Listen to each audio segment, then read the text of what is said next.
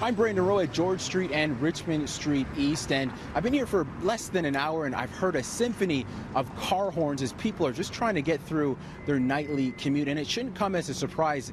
Stats Canada has released their 2016 census, and the GTA has the slowest commute time in Canada.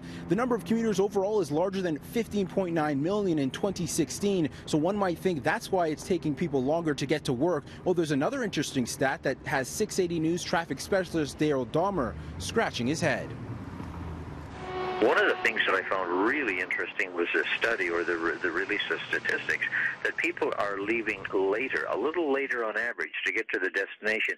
And this flies in the face of the obvious. We keep on telling everybody, you got to budget more time. Each year, the drive becomes longer and longer and longer. So why wouldn't you leave earlier? Why wouldn't you budget more time? And the answer may be that our society is changing. School, work, other obligation, not letting us leave that early. Speaking of the worst place to commute from, StatsCan said that award goes to the town of Ajax. If you're coming from Ajax, the average commute is 38.7 minutes, so almost 39 minutes.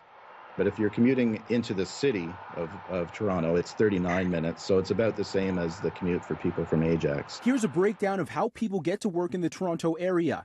68% car, truck, or van, 24.3% public transit, and 6.7% active transport, and 9% other. The cycling community isn't surprised more people are walking and biking to work. I commute back and forth from work. I am actually unhappy if I don't have my bicycle.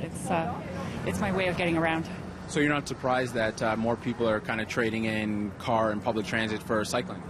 No, I think the city is just becoming more and more it's difficult to get around. It doesn't make sense in a way to get around by car. It's just not practical anymore. What is really involved in that is continuing to build more infrastructure. We've seen a growth of protected bike lanes in the city. We've seen the growth of other facilities that are helping to support a growth in cycling. We've still got a ways to go, though. But quite frankly, we know that more than 50% of all trips in the city are less than 5 kilometers in length, and those are ideal for cycling. But most Torontonians don't feel safe cycling. They want to cycle more, but they don't feel safe doing it. And so we've got to continue to invest.